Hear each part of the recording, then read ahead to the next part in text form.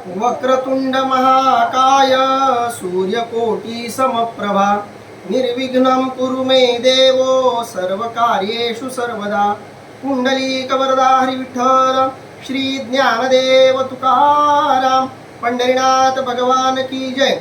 माऊली ज्ञानेश्वर महाराज की जय। जगद्गुरु संत तुकाराम महाराज की जय। सब संतन की जय। माऊली महावैष्णव ज्ञानोबारायांच्या परमश्रेष्ठ अशा ज्ञानेश्वरी ग्रंथाचं चिंतन करत आपण 5व्या अध्यायातल्या 150 क्रमांकाच्या ओव्यांपर्यंतचा टप्पा पार पाडलेला आहे। आज आपण 151 क्रमांकाच्या ओव्यांच्या पुढील ओव्यांचं निरूपण करणार आहोत, ज्यामध्ये माऊलींनी श्रीमद भगवद्गीतेतल्या 27, 28 आणि 29व्या क्रमांकाच्या 5व्या अध्यायातल्या श्लोकांचं निरूपण केलेलं आहे। आतापर्यंत आपण बघितलं की ज्ञानी पुरुष, मुक्त पुरुष जे आहेत त्यांचं वर्णन भगवंतानं केलेलं आहे आणि त्या वर्णनाचं निरूपण माऊली करतायत। आणि हे निरूपण करत करत संतांच्या वर्णनाकडे जेव्हा ज्ञानोबाराय वळतात तेव्हा थोडंसं विषयांतर झाल्याची शक्यता जाणीव ही निवृत्तीनाथ महाराज ज्ञानोबारायांना करून देतात आणि त्यामुळं आपल्या मूळ विषयाकडे ज्ञानोबाराय वळतात। आणि अर्जुनानं प्रश्न विचारल्यावर भगवंतानं उत्तर देत देत ज्ञानी पुरुषांची जी लक्षणं सांगितलेली आहेत ती नेमकी कोणती लक्षणं आहेत, ब्रह्मत्व पुरुष कोण आहेत, ब्रह्मतत्वाला देहातच राहून एखादा जीव कसा प्राप्त होतो, हा एक महत्त्वाचा प्रश्न अर्जुनानं विचारलेला आहे। जो प्रश्न अनेक साधकांच्या मनामध्ये, अनेक उपासकांच्या मनामध्ये, त्याचबरोबर अनेक बुद्धिवादी लोकांच्या मनामध्ये सुद्धा निर्माण होतो। तो प्रश्न या प्रकारचा आहे की शरीर जर नाशिवंत आहे, शरीर जर नश्वर आहे, तर नश्वर अशा शरीराच्या द्वारा अविनाशी असा परमात्मा कसा प्राप्त करून घेता येतो। शरीर जिवंत असतानाच अमृत अशा स्वरूपाचा, अक्षर अशा स्वरूपाचा, अपरिवर्तनशील अशा स्वरूपाचा परमात्मा कसा काय प्राप्त होतो। एखाद्या वेळी प्राप्त होतो हा शब्दही आपण स्वीकारू, पण सामान्य जीव हा परमात्ममय होतो, परमात्म रूप होतो, परमात्मा होतो, तेही या शरीरात राहूनच। हे कसं काय शक्य होतं, हे कसं काय संभवतं, या प्रकारचा जो अर्जुनाचा प्रश्न आहे त्या प्रश्नाला इथं उत्तर भगवंत देणार आहेत। त्यामुळं आजचं जे निरूपण आहे ते बऱ्याच प्रमाणात ऐहिक, भौतिक, शारीरिक अशा प्रकारचं असणार आहे। प्रत्यक्षपणे शरीर, भौतिक जगत आध्यात्मिक जगताशी कसं जुळतं याचं आज आपल्याला निरूपण ऐकायला मिळणार आहे। शरीरामध्ये राहूनच शरीराच्या पलीकडे असलेला परमात्मा कसा प्राप्त करून घेता येतो, शरीरामध्येच असताना आत्मस्वरूप असा हा अस्तित्ववान जीवात्मा परमात्म रूप कसा होतो, ब्रह्ममय कसा होतो, याचं निरूपण इथं भगवंत करणार आहेत। त्याचं वर्णन करताना भगवंत पहिल्या 27व्या क्रमांकाच्या श्लोकात काय म्हणतात बघा। स्पर्शान कृत्वा बहिर्बाह्याश चक्षुश्चैवान्तरे भ्रुवोः प्राणापानो समो कृत्वा नासाभ्यंतरचारिणी नासाभ्यंतरचारिणो। अर्थात शब्दांसारखा विषयांना दूर करून व नेत्र दोन्ही भ्रुवयांच्या मध्ये स्थिर करून प्राण व अपान वायूंना सम करून ज्या व्यक्तीने, पुढचा श्लोकही त्या श्लोकाला धरूनच आहे, 27 आणि 28 हे दोन श्लोक एकत्रितपणे करूनच आपल्याला त्याचं वाचन करावं लागेल।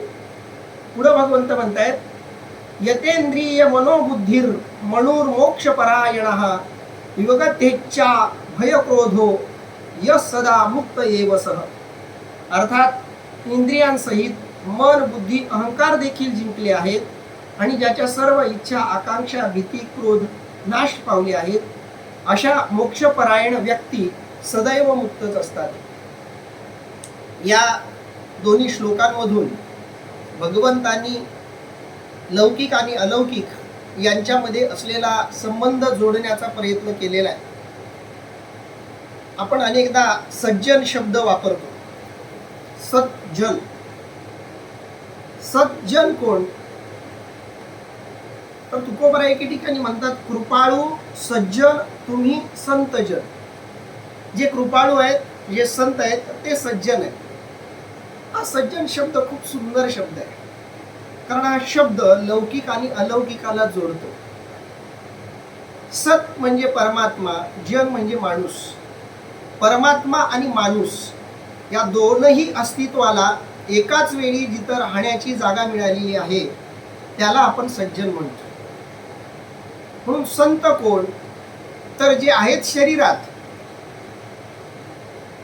जे डोळ्याला दिसतात, ज्यांचं बोलणं कानाला ऐकू येतं, ज्यांचा स्पर्श त्वचेला जाणवतो, ज्यांचं पाहणं जाणवतं, अशा लौकिक शरीरात जे राहतात पण मूलतः तत्वतः सत्यपणे जे ईश्वर रूप झालेले आहेत, परमात्म रूप परमात्ममय झालेले आहेत, अशांना आपण सज्जन म्हणतो. मग अशा शरीरात असलेल्या या पुरुषांना देवत्व कसं प्राप्त होतं? माया बाधित देहात राहून मायेच्या अतीत असलेला ब्रह्म रूपत्वाचा साक्षात्कार त्यांना कसा होतो याचं वर्णन इथं माऊलींनी केलेलं आहे. या श्लोकाच्या वर्णनाच्या वेळी माऊली काय म्हणतात बघा. तरी वैराग्याचे नि आधारे जिही विषय दौडवनी बाहिरे शरीरी एकंदरे केले मन. अर्थात वैराग्याचा आधार घेऊन जे लोक अंतःकरणातून विषयांना हाकलून लावतात आणि आपण स्वतः अंतर्मुख बनतात. अध्यात्म हा एक प्रवास आहे. जसा लौकिक जगतामध्ये प्रवास घडतो तसाच आध्यात्मिक जगतामध्ये सुद्धा प्रवास घडतो. भौतिक जगताचा प्रवास हा बाह्य दिशांचा प्रवास आहे. भौतिक जगताचा प्रवास हा बहिर प्रवास आहे, बाह्य प्रवास आहे. आपण जेव्हा दिशांची चर्चा करतो तेव्हा आपण म्हणतो की दिशा 10 प्रकारच्या आहेत. दश दिशा असं आपण त्या दिशांना एकत्रितपणे म्हणतो. 4 मुख्य दिशा, 4 उपदिशा आणि वरची आणि खालची दिशा, अशा मिळून आपण एकूण 10 दिशा मांडतो. नैऋत्य, आग्नेय, वायव्य, ईशान्य, पूर्व, पश्चिम, दक्षिण, उत्तर, हे झाले 8. आणि वरची दिशा आणि खालची दिशा, या 10 दिशा साधारणपणे भौतिक जगामध्ये आपण मांडतो. या जगापेक्षा या 10 दिशांपेक्षाही काही वेगळी एक दिशा आहे, आज ज्याला आपण 11वी दिशा म्हणतो. जी दिशा या 10 दिशांपेक्षा वेगळी आहे. भौतिक जग ह्या 10 दिशांमध्येच फिरतं.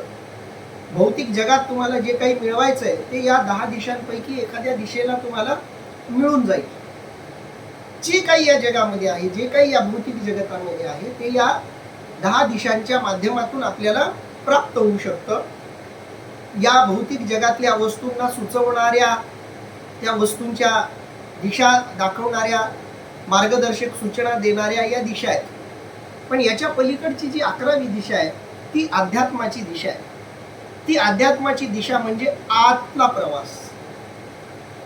बाकीचा सगळा प्रवास हा बाह्य प्रवास आहे, भौतिक प्रवास आहे, बाहेरच्या बाहेर जाणारा प्रवास आहे, बाहेरून बाहेर जाणारा प्रवास.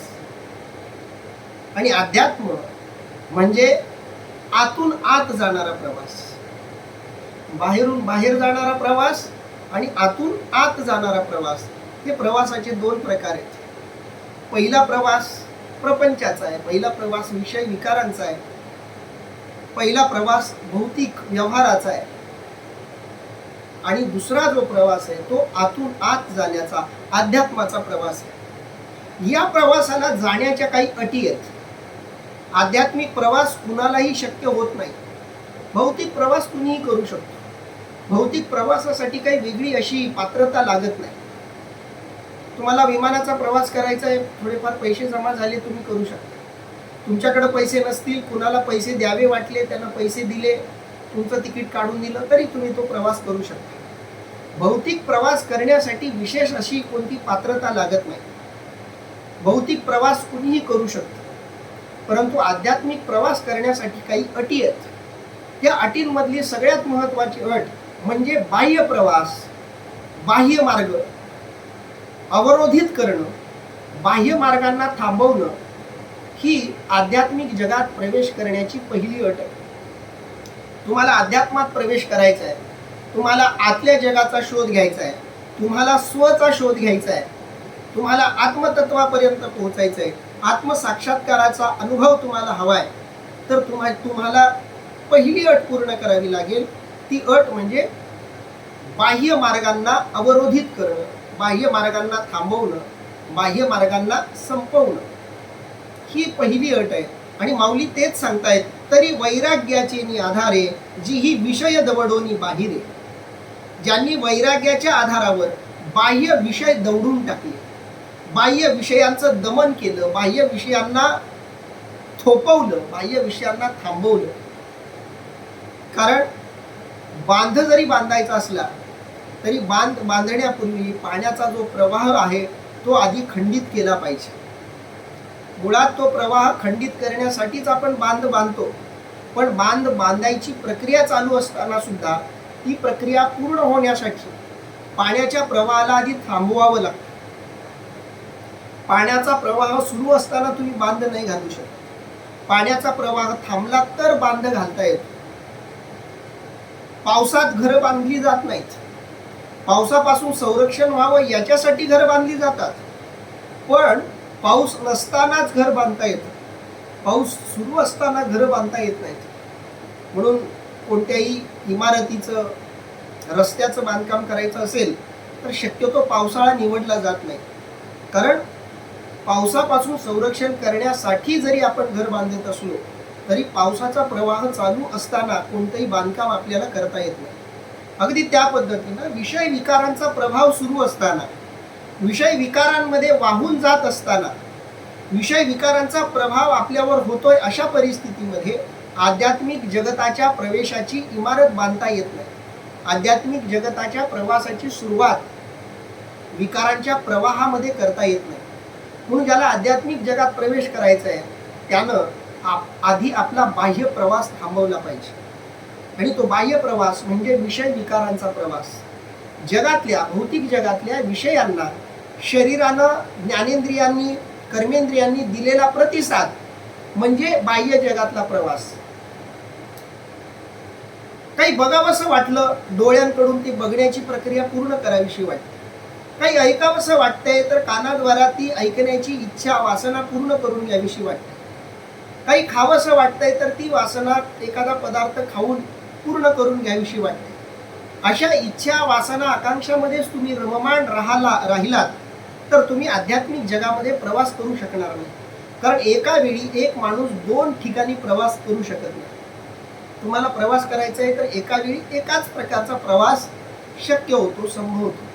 अगदी त्या पद्धतीनं प्रपंच परमार्थ संपादिन दोन्ही एकही निधानी न घडे त्यास. महाराज सांगतायत की प्रपंच आणि परमार्थ दोन्ही गोष्टी करायचं असं एखाद्यानं ठरवलं, दोन्ही पेवावरी ठेवू जाता हात होय अपघात शरीराशी. तुकोबाराय सांगतायत दोन्ही गोष्टी मिळवायचा प्रयत्न कराल तर एकही गोष्ट हातात येत नाही. म्हणून ज्याला परमार्थ साध्य करायचा आहे त्यानं प्रपंचाचा त्याग केला पाहिजे, विषय विकारांना द्यावयाचा प्रतिसाद थांबवला पाहिजे. कबीरजींनी एका दोह्यामध्ये खूप सुंदर गोष्ट सांगितली. एक चिमणी दाणा घेण्यासाठी गेली, तिथं बरेच दाणे पडलेले होते. तिनं चोचीमध्ये एक दाणा उचलला, पण तिला दुसरा दाणा पण उचलावा असा वाटला, म्हणून तिनं तो दाणा तोंडात घेण्यासाठी चोच उघडली. चोच उघडल्याबरोबर तोंडामध्ये जो दाणा तिनं पकडलेला होता तो निसटून गेला. तिनं दुसरा दाणा पकडला, पण तो एक दाणा घेऊन उडून जाण्याच्या ऐवजी तिला वाटलं आणखी दोन दाणे उचलावेत, म्हणून तिनं पुन्हा तोंड उघडलं. बराच खटपट करूनही त्या चिमणीला आपल्या चोचीमध्ये एकापेक्षा अधिक दाणे घेता आले नाहीत. माणसाचं तसंच आहे. तुम्ही प्रपंच आणि परमार्थ एकाच वेळी करू शकत नाही. प्रपंच करायचा आहे तर परमार्थ सापडणार नाही. प्रपंच वैषयिक अर्थानं म्हणतोय आपण, भौतिक अर्थानं म्हणतो. तुम्हाला विषय विकारांमध्ये राहून अध्यात्मात प्रगती करता येणार नाही आणि अध्यात्मात प्रगती चालू असताना तुम्हाला भौतिक प्रगती करता येणार नाही. म्हणून दोन्हीपैकी एक आयुष्यामध्ये ठरवावं. म्हणून प्रपंच करायचा आहे, करावा. आपल्या हिंदू धर्मशास्त्रानं दोन्ही गोष्टींची परवानगी आपल्याला दिलेली आहे. प्रपंचही करावा, गृहस्थाश्रमही स्वीकारावा, भौतिक जगाचंही ज्ञान मिळवावं. 1 ते 25 वर्षापर्यंतचं जे ब्रह्मचर्य आश्रमाचं वर्णन केलं गेले आपल्या धर्मशास्त्रामध्ये, ते या प्रकारचं आहे की बाह्य जगाचं, भौतिक जगताचं ज्ञान या काळामध्ये मिळवावं. भौतिक जगताचं ते ज्ञान मिळवावं, भौतिक जगताची माहिती घ्यावी आणि मग गृहस्थाश्रमामध्ये त्या भौतिक जगतातल्या सगळ्या आवडणाऱ्या गोष्टींना मिळवण्याचा प्रयत्न पुढच्या 25 ते 50 या वर्षामध्ये करावा. हा बाह्य प्रवास आहे, करून घ्या. तो प्रवासही झाला पाहिजे. नाहीतर आध्यात्मिक प्रवासात एका विशिष्ट वाटेवर गेल्यावर आठवण नको यायला की आपल्याला तिकडचा प्रवास करायचा राहून गेला. आमचे काही ओळखीचे असे महाराज मंडळी आहेत की ज्यांनी आयुष्यात खूप उशिरा लग्न केली.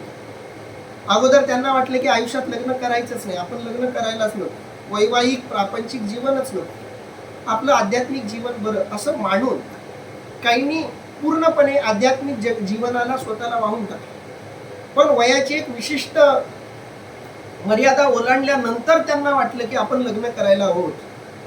लग्न करण्याची किंवा प्रपंच करण्याची, प्रापंचिक गोष्टींची आपली इच्छा अपूर्ण राहू नये म्हणून त्यांनी लग्न केली. अशा लोकांचं समाजामध्ये हसूही होतं आणि आपला मोठा काळ विनाकारण वाया जातो.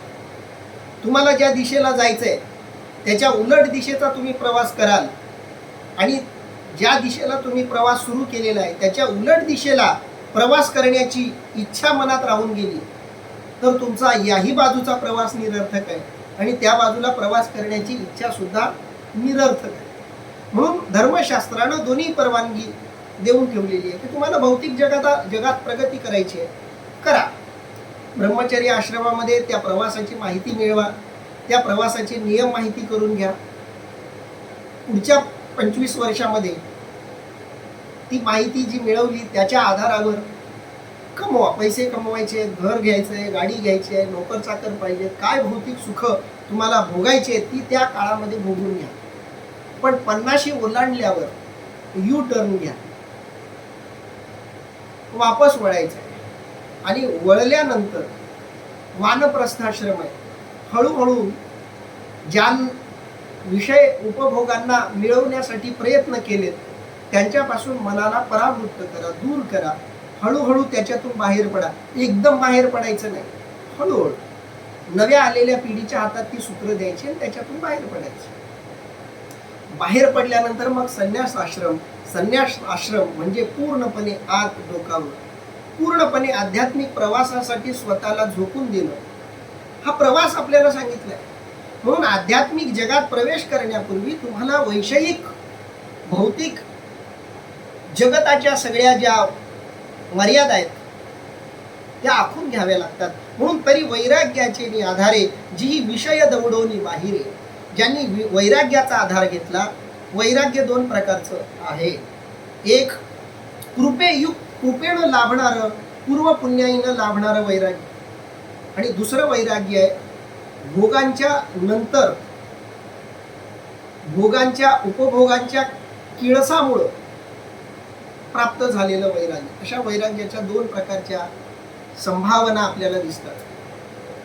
एक वैराग्य त्यांचं आहे जे कबीरजींना लाभलं. कोणत्याही प्रकारचं भौतिक सुख कबीरजींना आयुष्यात मिळालं नाही, पण तरीही वैराग्यवान ते राहिले. विषय भोगायला मिळाले नाहीत तरीही वैराग्य प्राप्त झाले. सगळ्या आमच्या वारकरी संतांना प्राप्त झालेलं वैराग्य हे याच प्रकारचं आहे. तुकाराम महाराज किंवा शांतीब्रह्म एकनाथ महाराज अशा काही मोजक्या संतांचा अपवाद सोडला तर सगळ्या जवळपास वारकरी संतांना भौतिक जगातलं सुख कधी अनुभवायलाही मिळालं नाही आणि ते सुख मिळवण्याची कधी वासनाही त्यांच्या मनात झाली नाही. कारण पूर्व सुकृतानं, मागच्या जन्मातल्या पुण्याईनं या संतांना जन्मजात वैराग्य प्राप्त झालेलं होतं. वैराग्याचा हा एक पहिला प्रकार आहे. कृपेतून किंवा पूर्व पुण्याईतून मिळणारं वैराग्य. काहींना जन्मजात या प्रकारच्या वैराग्याची प्राप्ती झालेली असते.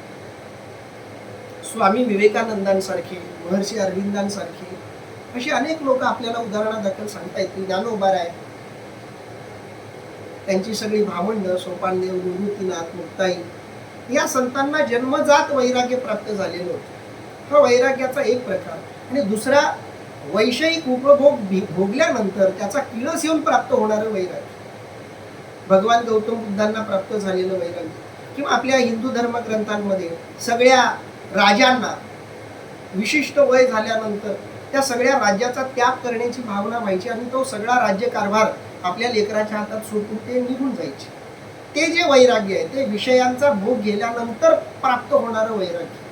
कारण विषय कितीही भोगा, एक वेळ अशी येते की त्याचा किळस यायला लागतो आणि म्हणून त्यानंतर प्राप्त होणारं वैराग्य. यापैकी कोणत्याही अर्थानं वैराग्य प्राप्त हो किंवा साधनेतून प्राप्त होणारं वैराग्य, प्रयत्न करून संयमानं शरीरावर इंद्रियावर विजय मिळवून प्राप्त होणारं वैराग्य, हाही वैराग्य प्राप्तीचा एक महत्वाचा मार्ग आहे.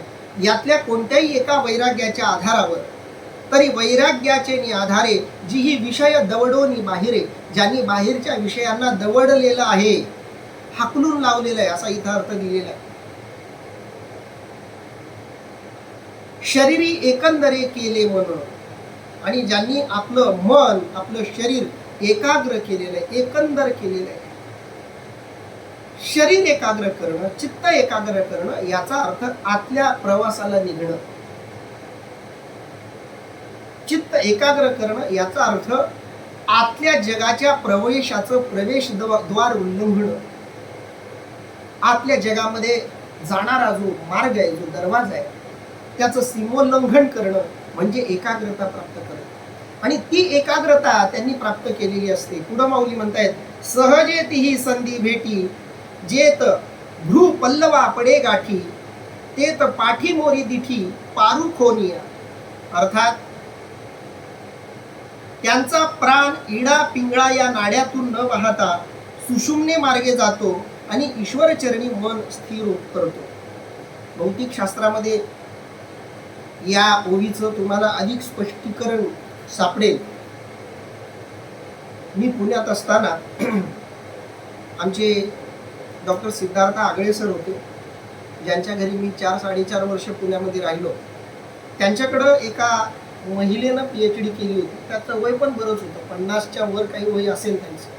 त्यांनी ज्ञानेश्वरीचं शारीर विज्ञान या विषयावर संशोधन केलं होतं. ज्ञानेश्वरीतील शारीर विज्ञान म्हणजे शरीराचं जे शास्त्र आहे, वैज्ञानिक वर्णनं जी आपल्याला शरीराच्या संदर्भातली आजची सापडतात, त्या वर्णनाशी ज्ञानेश्वरीतल्या शारीरिक वर्णनाची केलेली तुलना त्याच्यामध्ये होती. त्या अर्थानं ही ओवी अतिशय महत्त्वाची आहे. 6व्या अध्यायामध्ये आपल्याला या आशयाच्या, या क्षेत्राचं वर्णन करणाऱ्या, विस्तार करणाऱ्या अशा अनेक ओव्या आपल्याला पुढच्या अध्यायात दिसतील. पण इथं माऊलींनी त्या ओवीचं थोडंसं स्पष्टीकरण, थोडी झलक इथं दिलेली आहे. माऊली सांगतायत, सहजे तीही संधी भेटी, जेत भ्रू पल्लवा पडे गाठी. अर्थात सहजे तीही संधी भेटी, इथं त्यांनी थोडं वेगळ्या प्रकारचं वर्णन इथं आपल्याला केलेलं दिसतंय. इडा पिडा, इडा, इंगळा आणि सुषुम्ना या 3 प्रकारच्या नाड्या या शरीरामध्ये आहेत. आयुर्वेदामध्ये या नाड्यांचं खूप मोठ्या प्रमाणात वर्णन केलं गेलेलं दिसतं. इडा आणि पिंगळा या 2 नाड्या या भौतिक जगाकडे नेणाऱ्या नाड्या आहेत.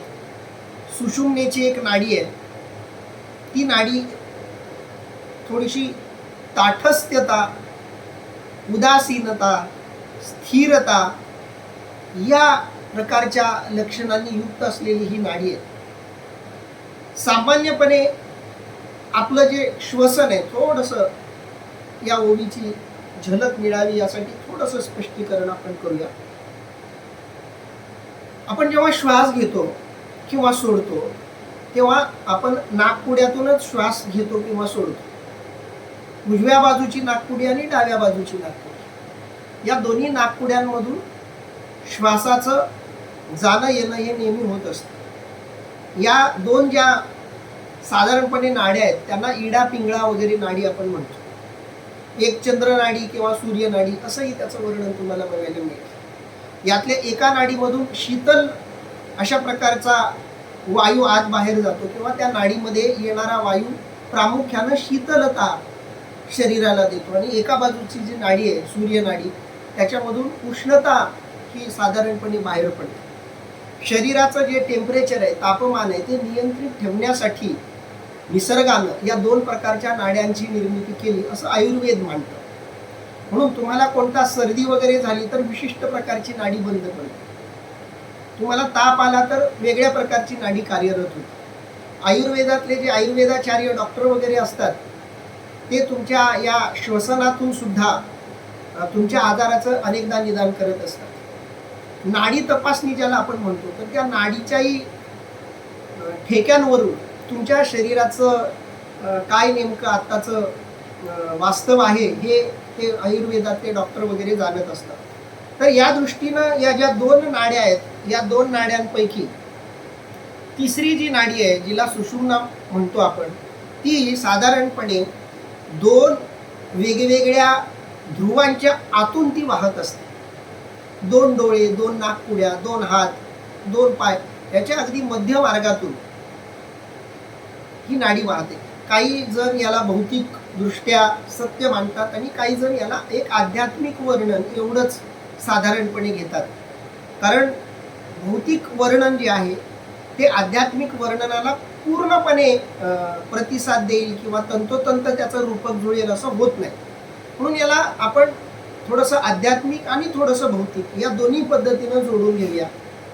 शरीरामध्ये दोन प्रकारचे परस्पर विरोधी असे प्रवाह आहेत आणि या दोन वेगवेगळ्या प्रवाहांना जोडणाऱ्या या दोन नाड्या आहेत, इडा आणि पिंगळा. आणि या दोन नाड्यांपेक्षा एक वेगळी नाडी आहे, त्या नाडीला सुषुम्ना नाडी म्हणतात.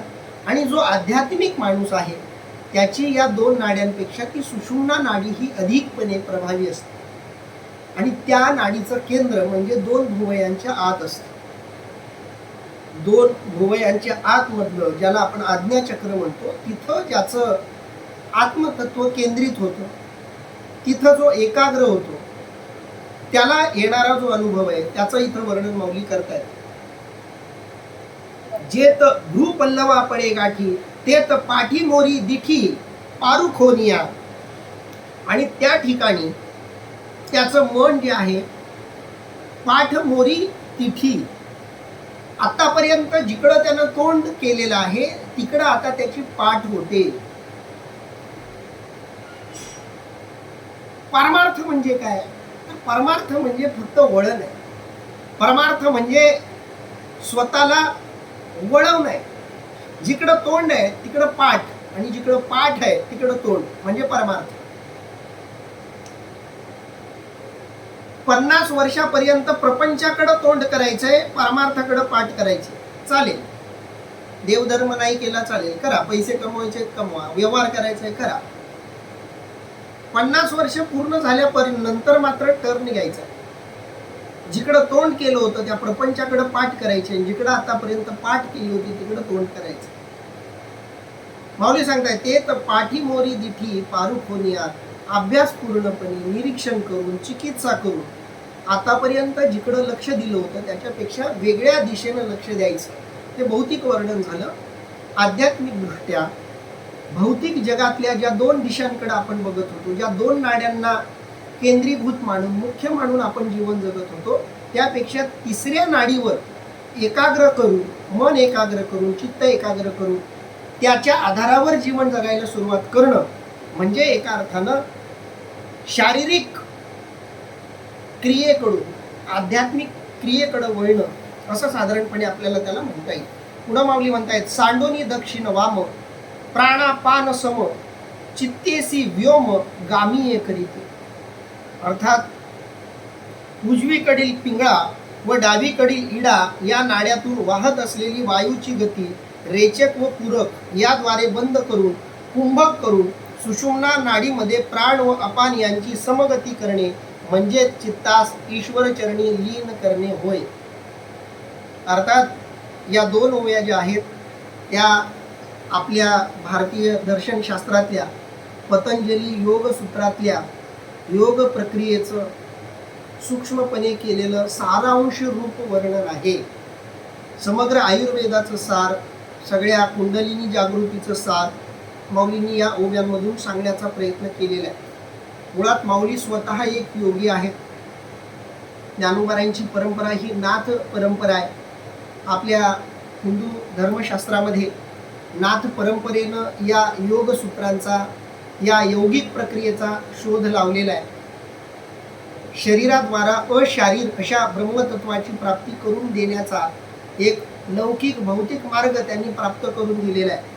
माऊली स्वतः त्या परंपरेतून येत असल्यामुळं, स्वतः निवृत्तीनाथ हे सुद्धा योग पंथातले साधू असल्यामुळं, योगी असल्यामुळं आणि निवृत्तीनाथांकडून ज्ञानोबारायांना तो योग प्राप्त झाल्यामुळं ज्ञानोबाराय हे केवळ भक्त नाहीत, ज्ञानोबाराय हे केवळ ज्ञानी नाहीत, तर ज्ञानोबाराय हे योगी आहेत, महायोगी आहेत. अर्थात हे महायोगित्व ज्ञानोबारायांना योग प्रक्रियेतून मिळालेलं आहे.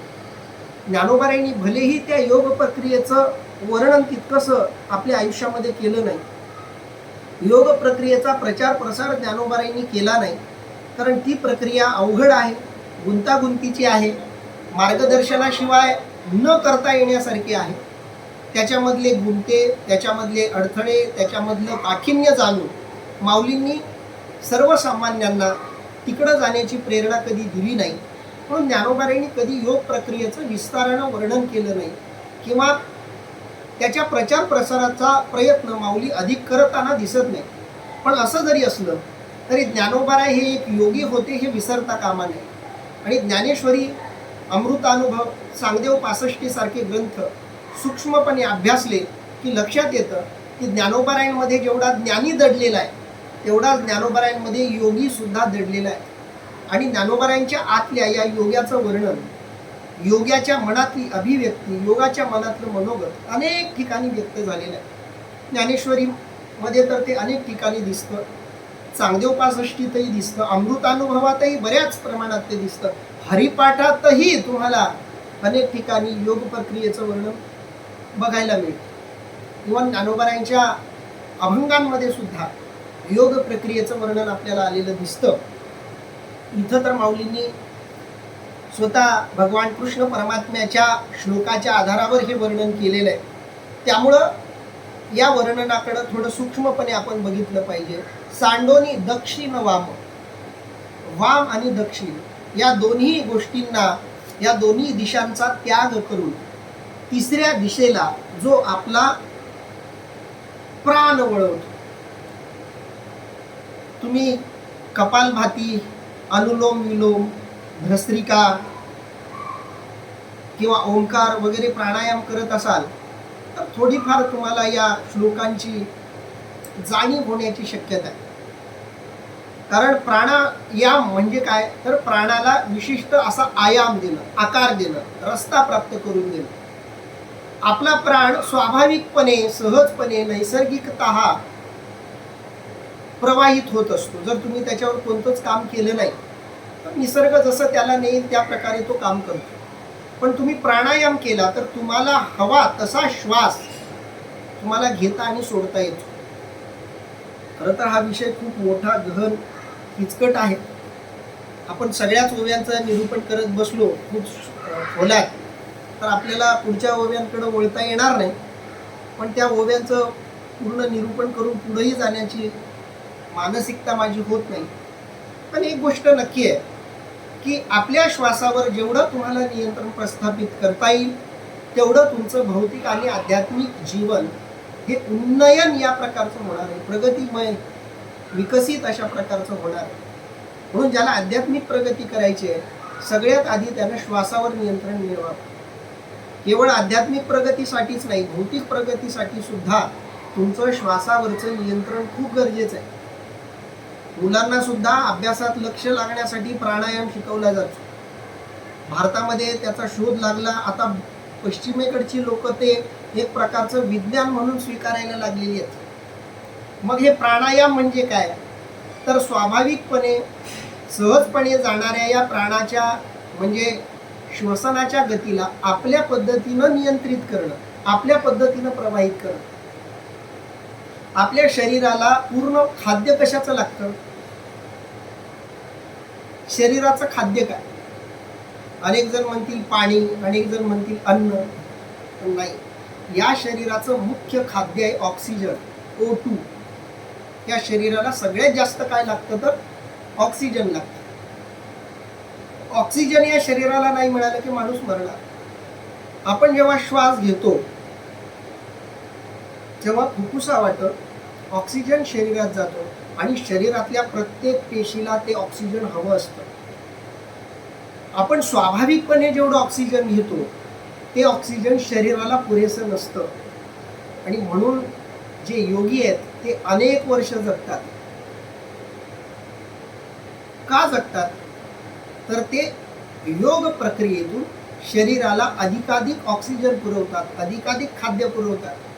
त्यांना जेवण नाही दिलं तरी चालतं. अनेक योगी आहेत की जे नुसती पाण्यावर जगतात, काही योगी असे आहेत जे नुसतं दुधावर जगतात, काही योगी असे आहेत की नुसते श्वासावर जगतात. कारण शरीराला मूलतः जिवंत राहण्यासाठी केवळ O2ची गरज आहे, ऑक्सिजनची गरज आहे. ऑक्सिजन या शरीराला पुरेसा मिळाला तर अन्य गोष्टींची गरज या शरीराला पडत नाही. पण आपण ऑक्सिजन पुरेपूरपणे देऊ शकत नसू, किमान ऑक्सिजन जरी आपण शरीराला दिलं तर मग बाकीच्या गोष्टी शरीराला लागतात. आणि म्हणून जो प्राणायाम वगैरे करतो त्याच्या सगळ्या शरीराला अधिकचं खाद्य मिळत असल्यामुळं ती लोक अधिक काळ जिवंत राहतात. ती लोक लवकर म्हातारी होत नाहीत, त्या लोकांचे डोळे लवकर खराब होत नाहीत, त्या लोकांची कानं लवकर खराब होत नाहीत. त्यांच्यातली एनर्जी, ऊर्जा ही अधिक काळासाठी प्रवाहित होते. सामान्यतः विशिष्ट वय झालं की हे शरीर हळूहळू निकामी व्हायला लागतं, निष्क्रिय व्हायला लागतं. पण योग प्रक्रियेतून तुम्हाला या शरीराला अधिक काळासाठी जिवंत ठेवता येतं. मी अशी काही माणसं प्रत्यक्ष डोळ्यांनी बघितलेली आहेत की त्या माणसांचं वय अजून त्यांच्या आजूबाजूच्याच लोकांना माहिती नाही. 3-3 पिढ्यांपासून त्या लोकांना ते बघतायत आणि सगळ्यांना ते त्याच वयाचे वाटतात. तुम्ही कधी नाव ऐकलं असेल तर जंगली महाराज म्हणून एक महाराज आहेत. पुण्यातलं जे जंगली महाराज रोड रस्ता आहे तो त्यांच्या नावानं आहे. त्यांचा हा दुसरा अवतार अनेक जण मानतात. तर त्या जंगली महाराजांना मी बघितलं, अतिशय साधी सुधी शरीरयष्टी, चेहऱ्यावर प्रचंड तेज. मी त्यांचं वय काय असं त्यांच्या आजूबाजूच्यांना विचारलं तर तिथल्या मला 2-3 लोकांनी सांगितलं. माझे वडीलही त्यांच्याबद्दल सांगत होते की ते असेच दिसतात. माझ्या वडिलांच्या वडिलांनी पण यांना बघितलं तर तेव्हाही ते असेच दिसत होते.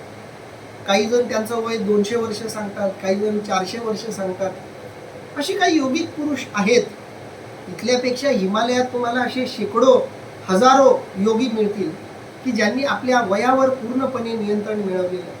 हे सगळं नियंत्रण तुमच्या प्राणायामातून तुम्हाला प्राप्त होत असतं. प्राणायामामध्ये असलेली ती ताकद आहे. माऊलींनी त्याची फक्त एक छोटीशी सूचना, छोटीशी झलक इथं दिलेली आहे. सांडोनी दक्षिण वाम. सामान्यपणे भौतिक जीवन जे आहे ते या 2 प्रकारच्या प्राणायामावर चालतं, दक्षिण आणि वाम. याचा मराठीमध्ये अर्थ दिलेला आहे बघा. उजवीकडील पिंगळा आणि डावीकडील इडा. इडा आणि पिंगळा या 2 नाड्यांवर साधारणपणे सामान्यांचं आयुष्य चालू असतं.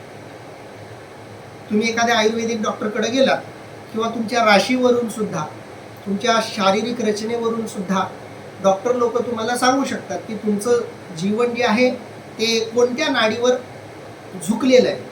सामान्यतः आपलं जगणं झुकलेलं असतं. इडा किंवा पिंगळा या 2 पैकी एका नाडीवर झुकलेलं असतं. ज्या नाडीवर तुम्ही झुकलेलं आहे तुमचं आयुष्य म्हणा किंवा तुमचा शारीर धर्म म्हणू आपण त्याला, जो ज्या नाडीकडे झुकलाय त्याप्रमाणे तुम्हाला आजार होतात. विशिष्ट प्रकारचे आजार विशिष्ट नाडीकडे झुकलेल्या लोकांना बहुतांश होतात. हे सामान्य लोकांचं जगणं असतं. या दोघांच्या पेक्षा पलीकडं सांडोनी दक्षिण वाम प्राणापान सम, जो या दोघांनाही सोडून आपल्या प्राणायामाला एकाग्र करतो, दोन्हीकडे जाऊ देत नाही, दोन्हीकडे विचलित होऊ देत नाही, दोन्हीपैकी एका भागाला प्राण वळला की तो वैषयिक झाला, भौतिक झाला. आध्यात्मिक जगात प्रवेश करण्यासाठी या दोन प्रवाहांना सोडून एक तिसरा प्रवाह आपल्याला ठेवावा लागतो, प्राणापान सम. प्राणापान जो सम ठेवतो, इकडेही झुकू देत नाही, तिकडेही झुकू देत नाही, इडेकडेही झुकू देत नाही, पिंगळेकडेही झुकू देत नाही. मधली जी सुषुम्ना नाडी आहे, त्या सुषुम्ना नाडीवर जो एकाग्र करतो मन. खरं तर हा विषय खूप गहन आहे, खूप मोठा मानसशास्त्रीय विश्लेषणाचा हा भाग आहे. मानसशास्त्र सुद्धा सांगतं की माणसाच्या मेंदूमध्ये 100% पात्रता आहे, त्यातला जास्तीत जास्त 2% मेंदू लोक वापरतात. सामान्यपणे जास्तीत जास्त 2% मेंदू, 98% मेंदू लोक वापरतच नाहीत. एखादी मोठी आपण बऱ्याचदा एखादी वस्तू घेतो ती वापरतच नाही आणि तशीच खराब होते आणि तशीच फेकून देतो. तसं मेंदू नावाचा आपल्याला जो अवयव दिलाय त्याच्यामध्ये प्रचंड क्षमता आहे, त्यातली 98 क्षमता वाया जाते. ती 98 क्षमता बुद्धीची वापरायची असेल तर तुम्हाला या तिसऱ्या मार्गाने जावं लागेल. जे योग मार्गाने जातात, यौगिक प्रक्रियेनं जे जातात, त्यांना या इडा पिंगळा नाडीतून जीवन जगणाऱ्यांपेक्षा वेगळं काहीतरी, बरंच काही वेगळं असं प्राप्त होत असतं. माऊली त्याचं वर्णन करतात, प्राणापान सम चित्तेसी व्योम गामी करती. आणि ते या दोन्ही प्रकारच्या द्वंद्वामध्ये न अडकता आपला प्राण तिसऱ्या सुषुम्ना नाडीच्या द्वारा एकाग्रतेच्या आधारावर ईश्वराशी लीन करतात. कोणत्याही प्रकारच्या विषय वासनांमध्ये न अडकता ते आपल्या मूळ आध्यात्मिक मुक्कामापर्यंत, आध्यात्मिक ध्येयापर्यंत पोहोचतात. पुढं माऊली काय म्हणतायत बघा, तेथ जैसी रथ्योदके सकळे घेऊनी गंगा समुद्री मिळे, मग एक एक वेगळे निवडू नये. अर्थात जशी गंगा नदी समुद्राकडे मार्गक्रमण करताना वाटेत येणाऱ्या सर्व नद्यांच्या पाण्याला आपल्यात सामावून घेते, ते पाणी एकदा समुद्राला मिळाल्यावर गंगा नदीचे पाणी कोणते, इतर पाणी कोणते असा भेद करता येत नाही. ते जैसी रथ्योदके सकळे. रथ्योदके म्हणजे वेगवेगळ्या प्रवाहांची उदक म्हणजे पाणी, उदक म्हणजे पाणी. वेगवेगळ्या प्रवाहांचं सगळं पाणी घेऊनही गंगा समुद्री मिळे. गंगा निघते, गंगोत्रीवरून निघालेली गंगा समुद्राला मिळताना मध्ये येणारे नद्या, नाले, ओढे, काय जे काही येईल ते त्या सगळ्यांना स्वतःमध्ये सामावून घेत घेत समुद्रात मिळते. पण जेव्हा ती समुद्रात मिळते मग एक एक वेगळे निवडू नये. मग तुम्हाला त्यातल्या नाल्याचं पाणी कोणतं, वेगळ्या नदीचं पाणी कोणतं, ओढ्याचं पाणी कोणतं, हे जसं वेगळं करता येत नाही, अगदी त्याप्रमाणे तैसी वासनांतरांची विवंचना मग आपैसी पारुखे अर्जुना, जे वेळी गगनी लयो मना पवनी तुझे. अर्थात त्याप्रमाणे हे अर्जुना, जेव्हा प्राण अपानाच्या निरोधामुळे मन लय पावते तेव्हा वासनांचे विचार आपोआप बंद होतात. ज्याप्रमाणे गंगा नदी आपल्यामध्ये वेगवेगळ्या प्रवाहातल्या पाण्याला स्वतःमध्ये सामावून घेते आणि स्वतःमध्ये सामावून घेऊन स्वतः समुद्रात सामावून जाते, तेव्हा तिला स्वतःचं पाणी किंवा इतर नदी, नाल्या, ओढे यांचं पाणी वेगळं करता येत नाही. त्या पद्धतीनं ज्यानं प्राणायाम केलेला आहे त्या प्राणायामाच्या आधारावर जीवनातल्या सगळ्या विषय वासनांना संपवता येतं. योगाच्या मार्गानं, यौगिक प्रक्रियेद्वारा सुद्धा विषय वासनांचा, विकारी मनाचा, सूक्ष्म शरीरावर चढलेल्या आवरणांचा, वासनांचा, इच्छा, आकांक्षा, मनीषा यांचा नाश करता येतो. मन एकाग्र झालं की मनावरचे सगळे डाग, मनावरची सगळी आवरणं आपोआप निघून जातात. आणि ज्यानं अशा प्रकारे मनाची एकाग्रता प्राप्त करून घेतलेली आहे, वासनांतरांची विवंचना, वेगवेगळ्या विषयांच्या वासनांमुळं तयार झालेली विवंचना, चंचलता, अस्थिरता ज्याची शांत झालेली आहे, मग आपैसी पारुखे अर्जुना, स्वभावतः ज्याची शांत झालेली आहे ती भावना, जे वेळी गगनी लयो मना पवनी, की जे ज्याप्रमाणे गगनामध्ये आकाशामध्ये लयो मना, मनाला आकाशामध्ये ज्यानं विलय करून टाकलेला आहे तशी अवस्था त्याला प्राप्त होते. सगळ्या विषय वासना थांबून जातात, सगळे विकार शांत होतात. जे तहे संसार चित्र उमटे, तो मनुरूपी पटू फाटे, जैसे सरोवर आटे मग प्रतिमा नाही. अर्थात जेथे अशा प्रकारचे संसार चक्र मनरूपी पटलावर उमटत असते, तो पटलच फाटतो.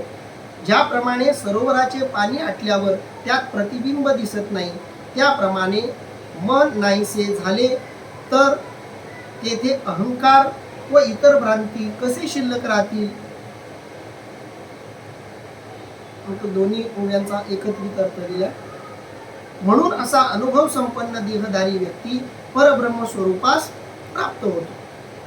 खरं तर ही ओवी मी माझ्या प्रमेयाची उद्याने या पुस्तकामध्ये विश्लेषणासाठी घेतलेली आहे. चित्रपटाचा शोध हा खूप अलीकडचा आहे. भारतामध्ये तो शोध राजा हरिश्चंद्र या मुखपटाच्या निमित्तानं व्ही शांतारामांनी तो शोध लावला. पश्चिमेकडं तो त्याच्या आधी लागला होता. पण ज्ञानोबरायांच्या या ज्ञानेश्वरीमध्ये चित्रपट या शब्दाची फोड इथं आलेली आहे. चित्रपट म्हणजे काय, त्याचं विश्लेषण मावशी मी केलं. म्हणजे हा एक योगायोग म्हणा, पण चित्रपटाचं वर्णन इथं. ते तर हे संसार चित्र उमटे, तो मनोरूपी पटू फाटे. स्वप्नाचं वर्णन करतायत मग प्रभाकर पाध्ये यांनी त्यांच्या सौंदर्य मीमांसा राभा पाटणकरांचं सौंदर्य विचार नावाच्या आपल्या ग्रंथात मानसशास्त्रीय विश्लेषण खूप चांगल्या पद्धतीने केलं. अर्थात सिग्मंड फ्राईडच्या प्रतिमांच्या विश्लेषणाच्या आधारावरती केलंय, पण माऊलींची ही ओवी मला खूप आवडते त्या प्रतिमांच्या विश्लेषणाच्या दृष्टीने. माणसाला स्वप्न कसं पडतं तेही इथं थोडंसं स्पष्ट केलंय. जे तर हे संसार चित्र उमटे. खरं तर या ओवीचं खूप विस्तारानं विश्लेषण करता येण्यासारखं आहे. तुमचं आमचं सगळं मन, तुमची आमच्या मनाची प्रक्रिया, तुम्हाला आम्हाला पडणारी स्वप्न, तुमचं आमचं सगळं अस्तित्व, तुमचा आमचा सगळा सत्वांश ह्या एका ओव्याच्या उलगडण्यातून आपल्याला होणार आहे. ते तर हे संसार चित्र उमटे. आपण सगळे संसारिक आहोत.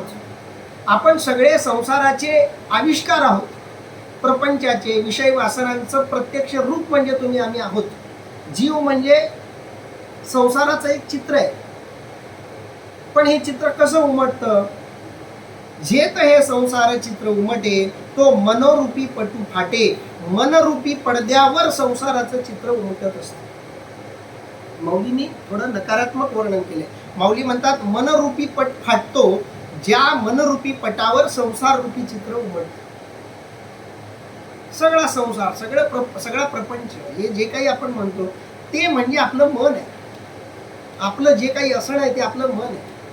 आपल्या पापाला, पुण्याला, गतीला, अधोगतीला सगळ्याला मन कारणीभूत. या मनरूपी पडद्यावरच संसाराचं चित्र उमटतं. एकदा तो मनरूपी पडदा फाटला की संसाराचं चित्र आपोआप निघून जातं. मन शांत झालं, मन संपलं की आपोआप एकाग्रता प्राप्त होते. माऊलींनी याच्यासाठी दुसरा दृष्टांत दिलाय. जैसे सरोवर आटे मग प्रतिमा नाही. ज्या पद्धतीनं तुम्ही सरोवरात बघताय, पाण्यात बघताय, तुम्हाला तुमचं प्रतिबिंब दिसेल. सरोवरच आटलं, पाणीच गायब झालं तर जशी तुम्हाला तुमची प्रतिमा दिसणार नाही, तसं ज्याचं मन शांत झालं त्याच्या मनात विषय वासना राहत नाहीत, त्याच्या मनात संसार राहत नाही. त्याच्या मनात मग आपोआपच विषय वासना नसल्यामुळं, सूक्ष्म शरीर नसल्यामुळं, कोणत्याही प्रकारचं आवरण नसल्यामुळं ते चैतन्य आपोआप स्थिर होतं. आणि स्थिर झालेल्या त्या चैतन्याला आपल्या आत्मरूपाची अवस्था आपोआपच प्राप्त होते. ही ती अवस्था आहे ज्यात ब्रह्मरूपता प्राप्त होते, असं साधारणपणे माऊली वर्णन करतायत. इथं आपण थांबूयात. राहिलेल्या ओव्यांचं चिंतन आणि निरूपण आपण उद्या करूयात. तर आपण हे आतापर्यंत ऐकलेली आपण पोस्ट करून हा, 1 मिनिट, आपण आजचं निरूपण संपूयात कारण रेकॉर्डिंग सुरू आहे. पुंडलिक वरदा हरी विठ्ठल, श्री ज्ञानदेव तुकाराम, पंढरीनाथ भगवान की जय, माऊली ज्ञानेश्वर महाराज की जय, जगद्गुरु संत तुकाराम महाराज की जय, सब संतन की जय.